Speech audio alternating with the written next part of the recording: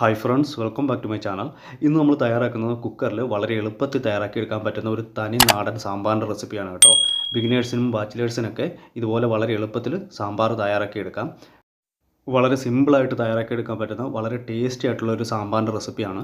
അപ്പോൾ സാമ്പാർ എങ്ങനെയാണ് തയ്യാറാക്കുന്നത് നോക്കാം. ആദ്യം തന്നെ നമുക്ക് സാമ്പാറിന് ആവശ്യമുള്ള പുളി, ഒരു നെല്ലിക്ക വലിപ്പത്തിലുള്ള പുളി ചൂടുവെള്ളത്തിൽ കുതിരാനായിട്ട് വെച്ചിട്ടുണ്ട്. അടുത്തതായിട്ട് നമുക്ക് സാമ്പാറിന് ആവശ്യമുള്ള പരിപ്പ്, ഞാനിവിടെ അരക്കപ്പ് പരിപ്പാണ് എടുത്തിരിക്കുന്നത്. അത് നന്നായിട്ട് കഴുകി വൃത്തിയാക്കിയതിന് ശേഷം കുക്കറിലേക്ക് ചേർത്ത് കൊടുക്കാം. ഇവിടെ ഞാൻ ചെറിയ ക്വാണ്ടിറ്റിയുള്ള സാമ്പാറാണ് തയ്യാറാക്കുന്നത്, അപ്പോൾ അരക്കപ്പ് പരിപ്പ് മതിയാവും. അതിനുശേഷം അതിലേക്ക് 1/4 ടീസ്പൂൺ മഞ്ഞൾപ്പൊടി ചേർത്ത് കൊടുക്കാം. ഇനി കുക്ക് ചെയ്യാൻ പാകത്തുള്ള വെള്ളം ചേർത്ത് കൊടുക്കുന്നുണ്ട്. ഞാനിവിടെ 2 കപ്പ് വെള്ളം ചേർത്ത് കൊടുക്കുന്നുണ്ട്. വെള്ളം ഒരല്പം കൂടി നിന്നാലും കുഴപ്പമില്ല, നമുക്കിതിൽ കഷ്ണങ്ങളിട്ട് വേവിക്കാനുള്ളതാണ്. നന്നായിട്ടൊന്ന് ഇളക്കിയതിന് ശേഷം നമുക്ക് മൂടി വെച്ചിട്ട് കുക്ക് ചെയ്യാം. ഞാനിവിടെ ഒരൊറ്റ വിസിൽ വരുന്നവരെയാണ് കുക്ക് ചെയ്തെടുക്കുന്നത്. സാമ്പാർ പരിപ്പ് നന്നായിട്ട് വെന്ത് ഉടഞ്ഞു വരുന്ന പരുവത്തിലായിട്ടുണ്ട്.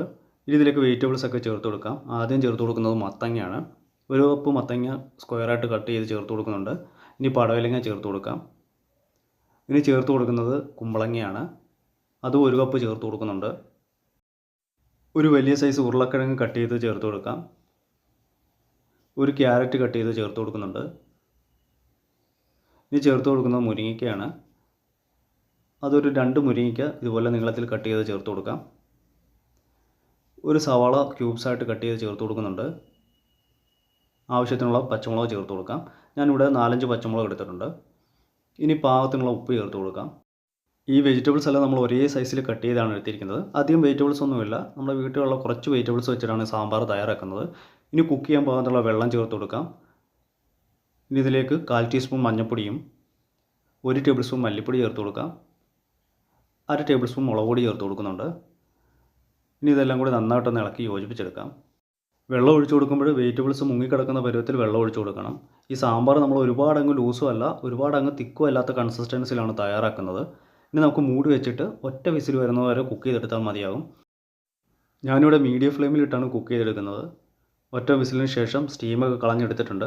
നമ്മുടെ വെജിറ്റബിൾസ് നല്ല പാകത്തിന് കുക്കായിട്ടുണ്ട്. വെജിറ്റബിൾസ് അധികം അങ്ങ് ഉടഞ്ഞു പോകാതെ നല്ല പരുവത്തിന് കിട്ടിയിട്ടുണ്ട്. ഇനി ഇതിലേക്ക് നമുക്ക് പുളിവെള്ളം ചേർത്ത് കൊടുക്കാം. ഇതിലേക്ക് ഒരു വലിയ തക്കാളി കട്ട് ചെയ്ത് ചേർത്ത് കൊടുക്കാം. അതിനുശേഷം നന്നായിട്ടൊന്ന് ഇളക്കി യോജിപ്പിച്ചെടുക്കണം. നമ്മൾ ചേർത്ത് കൊടുത്ത പുളിയുടെയൊക്കെ ആ പച്ച ടേസ്റ്റ് മാറുന്ന വരെ നന്നായിട്ടൊന്ന് കുക്ക് ചെയ്തെടുക്കാം. മീഡിയം ഫ്ലെയിമിലിട്ട് തന്നെ മൂടി വെച്ചിട്ട് കുറച്ച് സമയം ഒന്ന് കുക്ക് ചെയ്തെടുക്കുന്നുണ്ട്. ആ സമയം കൊണ്ട് നമുക്ക് വേറൊരു അടുപ്പിൽ പാൻ വെച്ചിട്ട് അതിലേക്ക് 2 ടേബിൾ സ്പൂൺ വെളിച്ചെണ്ണ ഒഴിച്ചു കൊടുക്കാം. ഇനി ഇതിലേക്ക് നമ്മൾ കട്ട് ചെയ്ത് വെച്ചിരിക്കുന്ന വെണ്ടയ്ക്കയാണ് ചേർത്ത് കൊടുക്കുന്നത്. ഞാനിവിടെ 4 വെണ്ടയ്ക്ക ഇതുപോലെ നീളത്തിൽ കട്ട് ചെയ്താണ് എടുത്തിരിക്കുന്നത്. അത് വളരെ കുറച്ച് സമയം ഒന്ന് വഴറ്റിയെടുക്കാം. ആ വെണ്ടയ്ക്കയുടെ ആ വഴുവഴുപ്പ് മാറുന്ന വരെ നന്നായിട്ടൊന്ന് വഴറ്റിയെടുക്കണം. ഇങ്ങനെ ചെയ്യുകയാണെങ്കിൽ ഈ വെണ്ടയ്ക്ക സാമ്പാറിൽ ഒട്ടും തന്നെ ഉടഞ്ഞു പോകാതെ നമുക്ക് സെപ്പറേറ്റ് ആയിട്ട് തന്നെ കിട്ടും. അപ്പോൾ വെണ്ടയ്ക്കയുടെ വഴുവഴുപ്പൊക്കെ ഒന്ന് മാറി വന്നിട്ടുണ്ട്. ഇനി നമുക്ക് കോരി ഒരു പാത്രത്തിലേക്ക് മാറ്റി കൊടുക്കാം. ഈ വെണ്ടയ്ക്ക വെജിറ്റബിൾസിൻ്റെ കൂടെ കുക്കറിലിട്ട് അടിച്ചു കഴിഞ്ഞാൽ വെണ്ടയ്ക്ക സാമ്പാറിൽ അങ്ങ് മിക്സായി പോകും. ഈ വെണ്ടയ്ക്കയുടെ ഒരു വഴുവഴുപ്പ് നമുക്ക് സാമ്പാറിൽ ഉണ്ടാവുകയും ചെയ്യും കേട്ടോ. ഇനി ഇതേ പാനിലേക്ക് നമ്മൾ ആവശ്യത്തിന് വെളിച്ചെണ്ണ ഒഴിച്ചു കൊടുക്കാം. ഞാനിവിടെ 2 ടേബിൾ സ്പൂൺ വെളിച്ചെണ്ണ കൂടി ഒഴിച്ചു കൊടുക്കുന്നുണ്ട്. ഇനി ഇതിലേക്ക് 1 ടീസ്പൂൺ കടുക് ഇട്ടൊന്ന് പൊട്ടിച്ചെടുക്കാം. ഈ കടുക് നന്നായിട്ട് പൊട്ടിയതിന് ശേഷം 3 വറ്റൽമുളക് കട്ട് ചെയ്ത് ചേർത്ത് കൊടുക്കാം. ആവശ്യത്തിന് കറിവേപ്പില കൂടി ചേർത്ത് കൊടുക്കുന്നുണ്ട്. അതിനുശേഷം ലോ ഫ്ലെയിമിലിട്ടിട്ട് നന്നായിട്ടൊന്ന് വഴറ്റിയെടുക്കാം. വറ്റൽമുളകും കറിവേപ്പിലയൊക്കെ നന്നായിട്ട് വഴന്നു വന്നിട്ടുണ്ട്.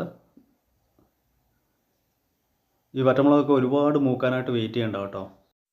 ഇനി നമുക്ക് ഫ്ലെയിം ഓഫ് ചെയ്തതിന് ശേഷം പൊടികളൊക്കെ ചേർത്ത് കൊടുക്കാം. 1/2 ടീസ്പൂൺ മഞ്ഞൾപ്പൊടി ചേർത്ത് കൊടുക്കുന്നുണ്ട്. 2 ടേബിൾ സ്പൂൺ മല്ലിപ്പൊടി ചേർത്ത് കൊടുക്കാം.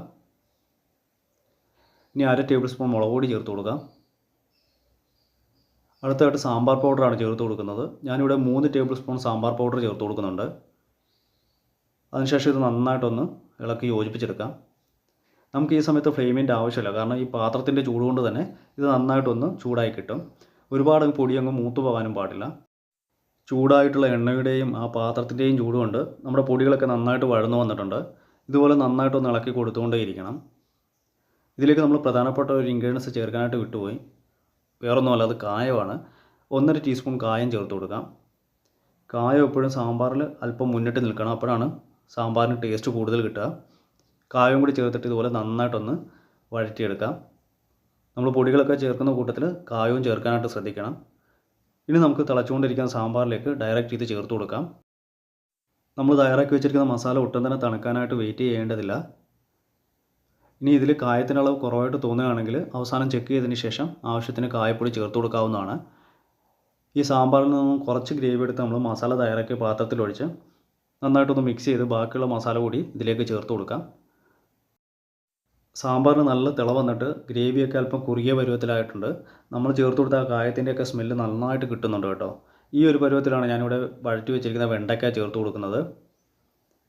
ഇനി നമുക്കിത് നന്നായിട്ടൊന്ന് ഇളക്കി യോജിപ്പിച്ചെടുക്കാം. ഇനി നമുക്കധികം ഫ്ലെയിമിൻ്റെ ആവശ്യമില്ല. ഫ്ലെയിം തീരെ കുറച്ചിട്ട് വളരെ കുറച്ച് സമയം ഒന്ന് കുക്ക് ചെയ്തെടുക്കാം. ചിലർക്ക് കഷ്ണങ്ങളൊക്കെ ഉടഞ്ഞ പരുവത്തിൽ വേണം. അങ്ങനെ വേണ്ടവർക്ക് ഈ സമയം നമ്മൾ ഇളക്കി കഷ്ണങ്ങളൊക്കെ ഒന്ന് ഉടച്ചു കൊടുക്കാവുന്നതാണ്. ഞാനിവിടെ അധികം ഉടച്ചു കൊടുക്കുന്നില്ല. നമുക്കിത് കഷ്ണങ്ങളൊക്കെ അതേപോലെ ഇരിക്കുന്നതാണ് ഇഷ്ടം. ഈ സമയത്ത് ഉപ്പൊക്കെ ചെക്ക് ചെയ്തതിന് ശേഷം ആവശ്യമെങ്കിൽ ഉപ്പ് ചേർത്ത് കൊടുക്കേണ്ടതാണ്. ഞാനിവിടെ കുറച്ച് ഉപ്പ് കൂടി ചേർത്ത് നന്നായിട്ടൊന്ന് ഇളക്കി യോജിപ്പിച്ചെടുക്കുന്നുണ്ട്. ഇനി മൂടി വെച്ചിട്ട് 2-3 മിനിറ്റ് കൂടി കുക്ക് ചെയ്തെടുക്കാം. സാമ്പാറിൽ മല്ലിയില ചേർക്കാൻ ഇഷ്ടമുള്ളവർക്ക് മല്ലിയില ആവശ്യത്തിന് ചേർത്ത് തിളപ്പിച്ചെടുക്കേണ്ടതാണ്. ഞാൻ ഈ ഒരു പരുവത്തിലാണ് കുക്ക് ചെയ്തെടുത്തിരിക്കുന്നത്. സാമ്പാറാണ്, ഇരിക്കും തോറും അല്പം കൂടി തിക്കായിട്ടുള്ള പരുവത്തിലായി കിട്ടും. നമ്മൾ ചേർത്ത് കൊടുത്ത കഷ്ണങ്ങളൊന്നും ഒട്ടും ഉടയാതെ നല്ല പരുവത്തിന് കുക്കായിട്ടുണ്ട്. ഇനി അധികം ഇട്ട് തിളപ്പിക്കേണ്ട കാര്യമില്ല. നമുക്ക് ഫ്ലെയിം ഓഫ് ചെയ്ത് വാങ്ങി വെക്കാവുന്നതാണ്. അങ്ങനെ വളരെ ടേസ്റ്റി ആയിട്ടുള്ള സാമ്പാർ ഇവിടെ തയ്യാറായി കഴിഞ്ഞു. കുക്കറിൽ തയ്യാറാക്കിയെടുത്ത വളരെ ടേസ്റ്റി ആയിട്ടുള്ള സാമ്പാറാണ്. ആദ്യമായിട്ട് കുക്ക് ചെയ്യുന്നവർക്ക് പോലും വളരെ എളുപ്പത്തിൽ ഇതേപോലെ കുക്കറിൽ സാമ്പാർ തയ്യാറാക്കിയെടുക്കാനായിട്ട് പറ്റും. ഇന്നത്തെ റെസിപ്പി എല്ലാവർക്കും ഇഷ്ടമായെന്ന് ഞാൻ കരുതുന്നു. വീഡിയോ ഇഷ്ടമായാൽ ലൈക്ക് ചെയ്യാനും ഷെയർ ചെയ്യാനും സബ്സ്ക്രൈബ് ചെയ്യാനും അതോടൊപ്പം തന്നെ കമൻറ്റ് ചെയ്യാനും മറക്കരുത്. ഈ വീഡിയോ യൂസ്ഫുൾ ആയിട്ട് തോന്നുകയാണെങ്കിൽ മാക്സിമം ഷെയർ ചെയ്ത് സപ്പോർട്ട് ചെയ്തേക്കണേ. തൊട്ടടുത്ത് കാണുന്ന ആ ബെൽ ബട്ടൺ കൂടി ഒന്ന് എനേബിൾ ചെയ്താൽ ഞാൻ അയക്കുന്ന വീഡിയോസിൻ്റെയൊക്കെ നോട്ടിഫിക്കേഷൻ അതാ സമയത്ത് തന്നെ നിങ്ങളിൽ എത്തിച്ചേരുന്നതാണ്. ഇതിനു മുമ്പ് നമ്മൾ കുറേ സദ്യ റെസിപ്പീസ് ചാനലിൽ അപ്ലോഡ് ചെയ്തിട്ടുണ്ട്. കാണാത്തവരുണ്ടെങ്കിൽ അതുകൂടി കയറി കണ്ടേക്കണേ. നല്ല നല്ല റെസിപ്പികളുമായി വീണ്ടും കാണാം. Thanks for watching. ബൈ.